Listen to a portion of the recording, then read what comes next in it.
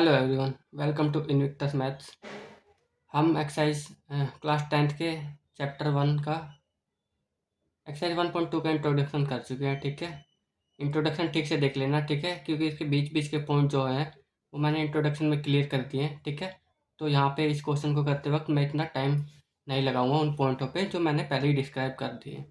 ठीक है, तो कंप्लीट कर लेंगे आज इस एक्सरसाइज को। तो क्वेश्चन पढ़ते हैं। 1.1 1.2 सॉरी। क्या लिखा है? Prove that root 5 is an irrational number. प्रूव करो कि रूट 5 इरेशनल नंबर है। ठीक है, क्वेश्चन लिख भी दिया मैंने इसे। ठीक है, चलो प्रूव करते हैं।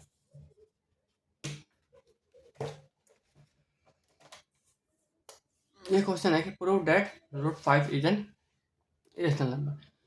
तो एक बात समझ लो कि इसको करेंगे कैसे।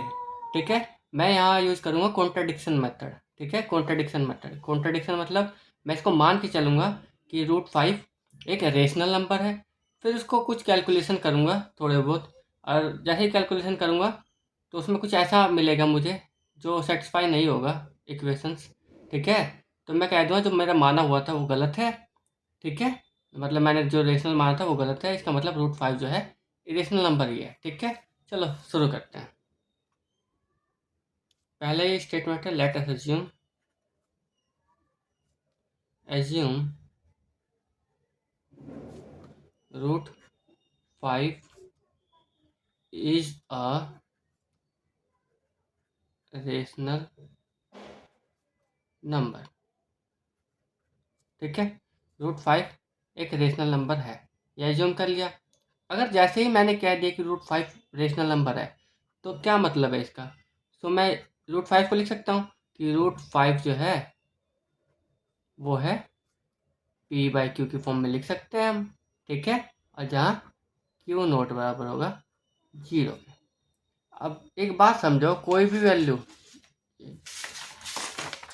अगर कोई सी भी वैल्यू 10/5 या 15/10 कुछ भी लिखी हुई है तो हो सकता है उसमें कुछ ना कुछ कॉमन हो सकता है उसमें कुछ ना कुछ कॉमन हो। जैसे इसमें 5 कॉमन है, तो अगर इसमें सिंपलेस्ट फॉर्म में लिखना चाहे तो ये लिख सकते हैं 3,2, मतलब कॉमन टर्म काट देंगे तो ये हो जाएगा ये 2,1। ठीक है, तो तुम्हारी जो एनसीईआरटी है आपकी उसमें सीधा ए बाई बी करके दे रखा है। ठीक है, उसमें पहले ही काट दिया है, और यहाँ पे क्या कह दिया है कि जो ए बाई बी है, ए और बी है जो को प्राइम है। बट हम ऐसा नहीं करेंगे, हम क्या करेंगे पी बाई क्यू के फॉर्म में ना मान लेंगे कि पी बाई क्यू के फॉर्म में है, और मान लेंगे कि इसमें कुछ कॉमन होगा। अगर होगा भी तो ठीक है, नहीं होगा तो ठीक है। ठीक है, और मान लेंगे कि पी और क्यू में कुछ कॉमन है, तो after eliminating the common factor लिख देंगे। ठीक है, स्टेप वाइज करेंगे। पहला स्टेप है, दूसरा after eliminating the common factor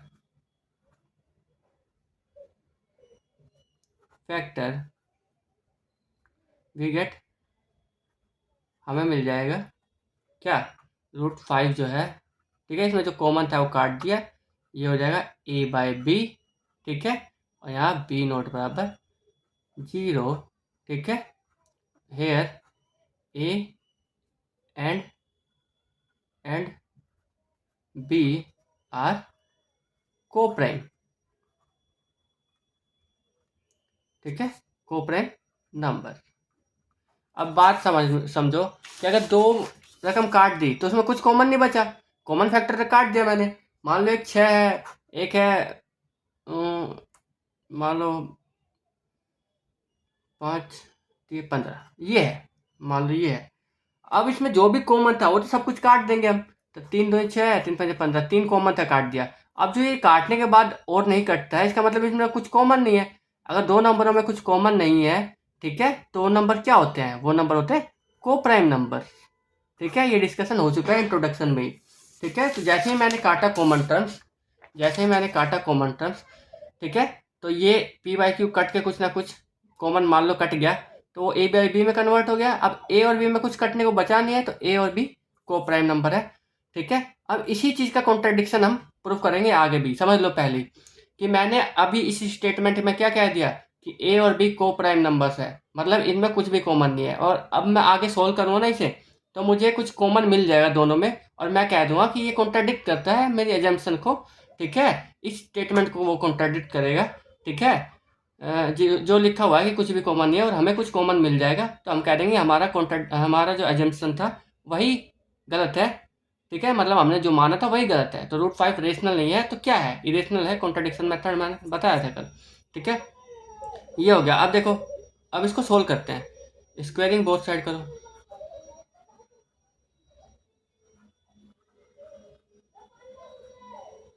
squaring both side किया है तो √5 का स्क्वायर 5 होगा। ये हो गया a का स्क्वायर अपॉन में b का स्क्वायर, ठीक है। इसको सोल्व करो, b के स्क्वायर की वैल्यू निकालो।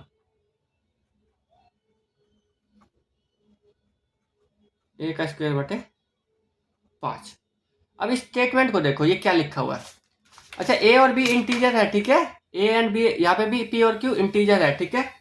अब देखो, मान लो ये स्टेटमेंट मैं लिख के दिखाता हूँ तुम्हें।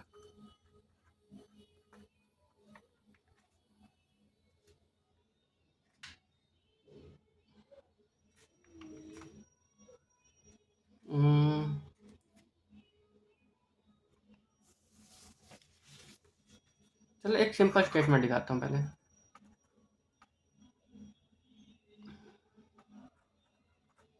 एक स्टेटमेंट है, ठीक है।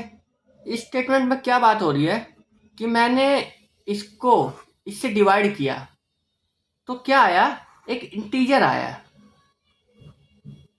ठीक है। मैंने 15 को 5 से डिवाइड किया और क्या आंसर आया, एक इंटीजर आया। ये इंटीजर कब आया होगा, जब इस 5 ने इस 15 को पूरा का पूरा कंप्लीटली डिवाइड कर दिया होगा। आया बात समझ में, आई बात समझ में। मान लो इसका स्क्वायर भी होता किसी चीज का, मान लो 3 का स्क्वायर होता है, या मान लो 6 का स्क्वायर होता, ये होता, ठीक है। तो 6 का स्क्वायर 36 अपॉन 3, 3 3 3 2 6, ये 12 आता। इसका मतलब मैं लिख दूँ 6 का स्क्वायर बाई 3 इक्वल टू 12। ये 12 कब आया, एक इंटीजर कब आया, क्योंकि 6 के स्क्वायर को पूरा का पूरा डिवाइड कर दिया गया है, ये 12 आया है। आई बात समझ में। ऐसे ऐसे ही ये स्टेटमेंट है। ये इंटीजर का स्क्वायर है तो इंटीजर का स्क्वायर स्क्वायर ही है, ये इंटीजर ही आएगा। तो ए के स्क्वायर को 5 से डिवाइड कर दिया तो एक इंटीजर का स्क्वायर आ गया। इसका मतलब ये ए का स्क्वायर कंप्लीटली डिवाइड हो गया बी से, 5 से, तभी बी का स्क्वायर आया है, एक इंटीजर आया है, ठीक है। तो मैं यहाँ पे कह सकता हूँ स्टेटमेंट में कि ए का स्क्वायर डिविजिबल है 5 से, तभी एक इंटीजर बी का स्क्वायर आया है। आई बात समझ में। तो मैं यहाँ स्टेटमेंट में कह देता हूँ, हेयर, यहाँ ए का स्क्वायर इज डिविजिबल बाय 5। सो इसका मतलब अगर ए का स्क्वायर डिविजिबल है 5 से, तो हमने बात कर चुके हैं कि अगर ए का स्क्वायर डिविजिबल होगा 5 से तो ए भी डिविजिबल होगा 5 से, ठीक है। सो ए इज ऑल्सो डिविजिबल बाय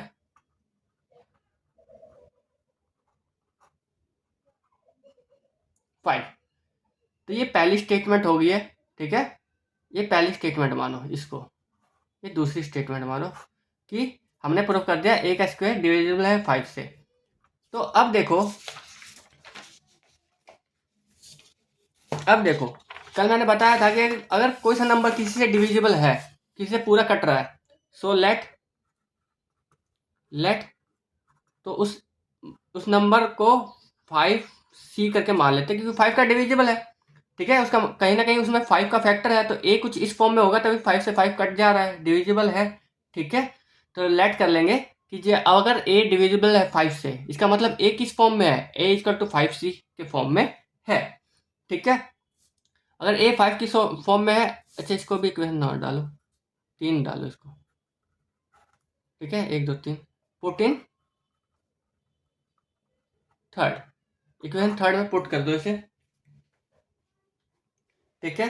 तो पुट कर दिया, ये बी का स्क्वायर है इक्वल टू ए का स्क्वायर बाय 5 था, एक जगह 5c का होल स्क्वायर अपॉन में 5, ठीक है। ये आ गया। अब इसको कैलकुलेट करो, बी का स्क्वायर इक्वल टू 5 5 जा 25, सी स्क्वायर बाय 5, 5 5 5 डिवाइड में चला जाएगा तो सी का स्क्वायर आ जाएगा बी का स्क्वायर बाय 5। इस स्टेटमेंट को फिर से देखो, स्टेटमेंट को देखोगे तो बी के स्क्वायर को 5 से डिवाइड करने के बाद एक सी का स्क्वायर आया है, एक इंटीजर का स्क्वायर आया है। इसका मतलब बी का स्क्वायर कंप्लीटली डिवाइड हो गया है 5 से। आई बात समझ में, तभी एक सी आया है।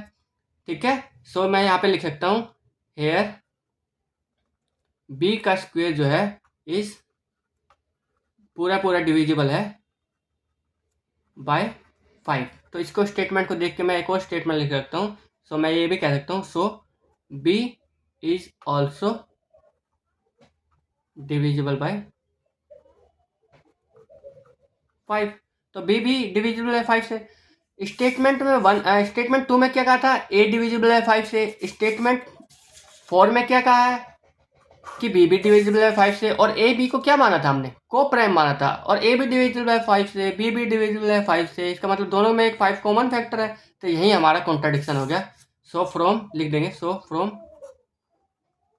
स्टेटमेंट कौन कौन से 2 एंड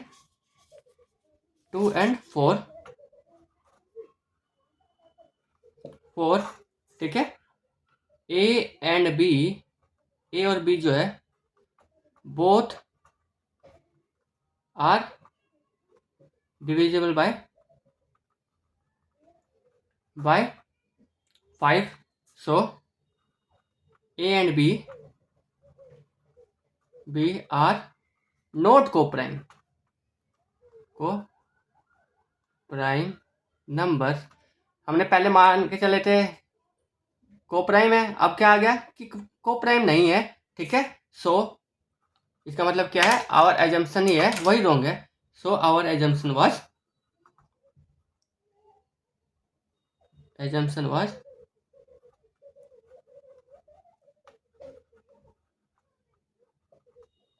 रॉन्ग। हमारा एजम्पशन ही गलत था। इट मीन्स इसका मतलब क्या हुआ कि हमने जो माना था वो गलत है। √5 जो था रेशनल माना था। इसका मतलब √5 इज एन इरेशनल नंबर। आगे बात समझ में। तो इतना इजी है ये। ठीक है, हर बात समझो, हर पॉइंट क्यों लिखा हुआ है। अब ये बात समझो कि अगर ये √5 ना होता, √2 होता, तो देखो बस √2 में क्या होता है, √2 यहाँ आता, यहाँ आता, यहाँ आता, ए बाई बी की फॉर्म में लिखते, स्क्वायर करते, यहाँ √2 की जगह 2 आ जाता। ठीक है, यहाँ 2 नीचे चला जाता। मैं कहता ए का स्क्वायर 2 से डिविजिबल है, तो ए भी 2 से डिविजिबल है। अगर ए से 2 से डिविजिबल है तो ए को क्या रख देता, 2c। ए 2c रखता, 2c यहाँ पे रखता, 2c का स्क्वायर हो जाता 4c² बटे 2। 2 से 2 कैंसिल हो जाता है, यहाँ 2 बचता, 2 इसके नीचे आता, c का स्क्वायर आता b²/2। इसका मतलब b का स्क्वायर 2 से डिविजिबल है, तो b भी 2 से डिविजिबल होगा। ठीक है, तो यहाँ पे फिर से कॉन्ट्रडिक्शन हो जाता, ये भी को प्राइम है, और फिर से ये गलत हो जाता और √2 इरेशनल हो जाता। अब तुम कहोगे √3 भी ऐसे ही हो जाता। √3 स्क्वायर करते, 3 आ जाता है यहाँ, तो यहाँ 3 नीचे, ए का स्क्वायर डिविजिबल है 3 से, तो ए भी डिविजिबल होगा 3 से। अगर ए डिविजिबल है 3 से तो ए को लिख सकते हैं 3c। ए को लिखते हैं 3c। 3c का स्क्वायर यहाँ होता, या 9c²/3 जाता, 3 से 3 कैंसिल हो जाता, यहाँ 3 बच जाता, 3 इसके नीचे आ जाता, तो b²/3 आ जाता। यहाँ पे कहते हैं कि b² 3 से डिविजिबल है, तो b भी 3 से डिविजिबल होगा। कोई सा भी प्राइम उठा लो वो होगा। ठीक है, जब हम एग्जाम्पल करेंगे तो √3 को भी कर लेंगे। ठीक है, बट अभी √5 क्वेश्चन कर लिया हमने कंप्लीट। ठीक है, इजी था। अब देखते हैं अगला।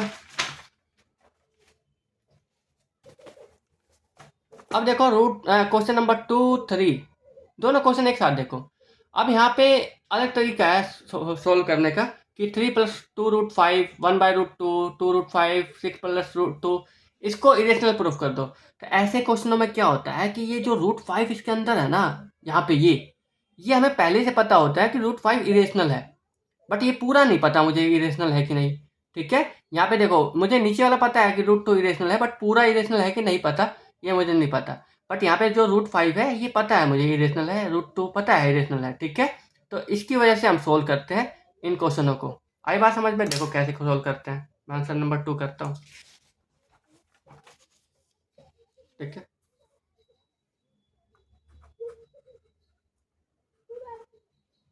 ठीक है, तो मैं नंबर लिखता हूँ। नंबर है, लेट अस एज्यूम एज्यूम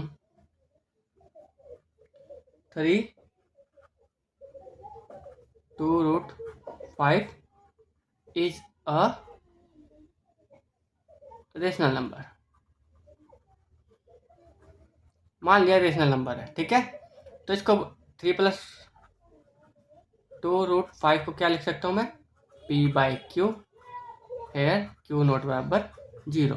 अच्छा, तुम ये भी डाल सकते हो, यहाँ पे तुम्हें कॉमन चीज़ नहीं काटनी तो यहीं पे कह देना p और q जो है को प्राइम नंबर है, तो यहीं बात खत्म हो जाएगी, बट मैं काट ले रहा हूँ। आफ्टर एलिमिनेटिंग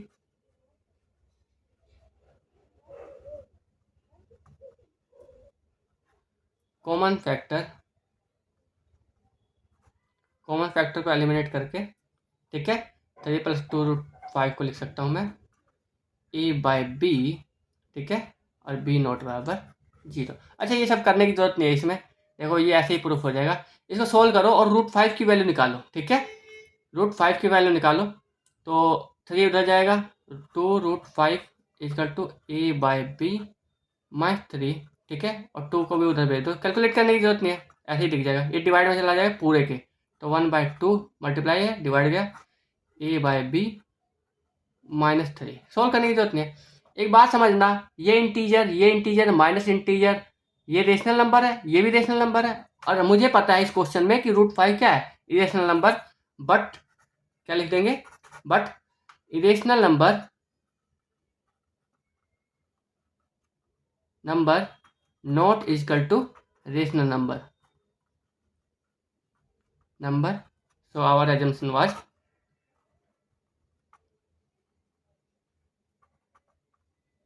was wrong, हमारा एजम्पशन गलत था। इसका मतलब 3+2√5 है इज एन इरेशनल नंबर, ठीक है। इजी है ना, इसमें बस रूट, जो भी रूट में है उसकी वैल्यू निकाल दो, रेशनल बराबर इरेशनल आ जाएगा, जो कि गलत है। एक्चुअल में इरेशनल नंबर कभी रेशनल नंबर के बराबर नहीं हो सकता, ठीक है, इसलिए कह देंगे कि हमारा एजम्पशन ही गलत था, जो भी नंबर है वो इरेशनल है, ठीक है। √2, हाँ, आंसर नंबर 2 हो गया कंप्लीट। आंसर नंबर 3 देखो, इसमें मैं एक स्टेप खा जाऊंगा, देखना। आंसर नंबर 3 का फर्स्ट क्या है, 1/√2, एक स्टेप खा जाऊंगा, देखना कैसे। Let us assume 1/√2 is a rational number। सो देखो, ऐसे भी कर सकते हैं, 1/√2 को लिख सकते हैं p/q की फॉर्म में, q नॉट बराबर 0 है, हियर सीधा लिख दो, यहाँ पे p and q are coprime numbers, ठीक है। अब सोल्व कर लो, √2 की वैल्यू निकाल लो, दोनों को पलट दो, तो √2 आ जाएगा p/q। So but irrational number कभी भी बराबर नहीं होता, रेशनल नंबर के, क्योंकि p/q दोनों रेशनल है, ये भी रेशनल से डिवाइड हो जाएगा, रेशनल ही बचेगा। So our assumption was wrong,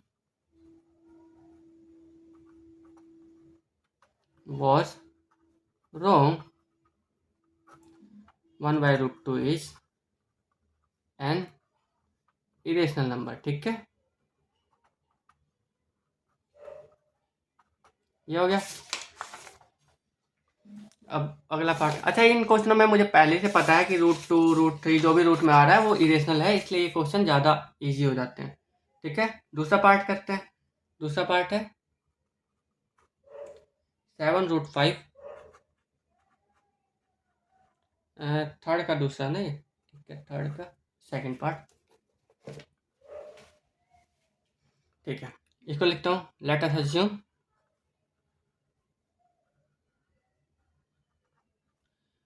7√5 is a rational number. So हम लिख सकते हैं, अगर रेशनल नंबर है, जैसे ही मैंने किसी चीज़ को रेशनल नंबर कहा, तो उसको पी बाई क्यू के फॉर्म में लिख सकता हूँ। क्यू नॉट बराबर 0 here p and q are coprime number. ठीक है, अब इसको सोल्व करो। √5 की वैल्यू निकालोगे तो √5 की वैल्यू आएगी p/7 q। ठीक है, आ गई, बट लिख दो आ गई ना √5 की वैल्यू, बट मुझे पता है इरेशनल है ये। ठीक है, irrational number not equal to rational number. So our assumption was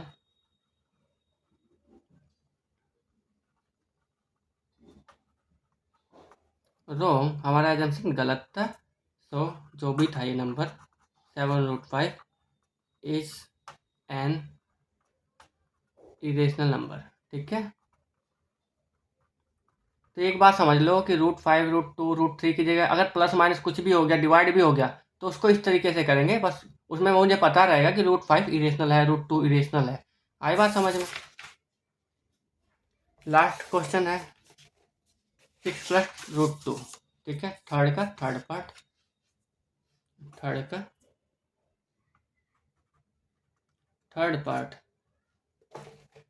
+ √2 6 + √2।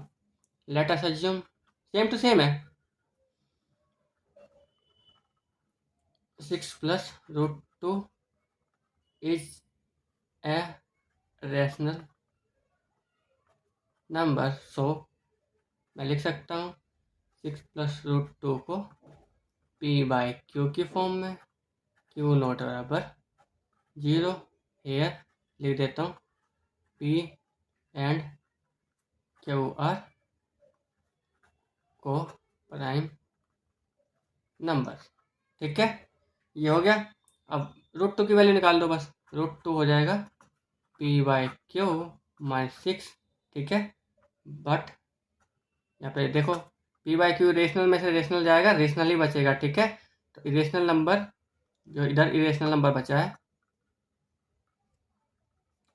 Can never be is equal to rational number. ठीक है,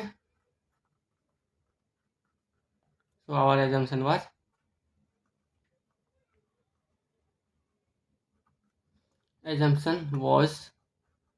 wrong। ठीक है, it means 6 + √2 is an irrational number. कल हम इसके एग्जाम्पल कर लेंगे और फिनिश कर देंगे। ये हो गया एक्सरसाइज 1.2 कंप्लीट। ठीक है, अब बस एग्जाम्पल करने हैं इसके और चैप्टर 1 को हम फिनिश कर देंगे। बहुत इजी है। ठीक है, तो इस तरीके से हम किसी भी नंबर, अब कुछ भी नंबर दे दे वो, मान लो जनरली 6 - 2 √7 दे दिया, तो यहाँ √7 की वैल्यू निकाल लो। कुछ भी दे दिया √5/2 + 7, √5 की वैल्यू निकाल लो। ठीक है, और कह दो कि रेशनल नहीं बराबर होता इरेशनल के, सो और एजम्पशन वाज रॉन्ग। ठीक है, तो ये कंप्लीट होगी 1.2। ठीक है, तो आज के लिए इतना ही। Thank you for today.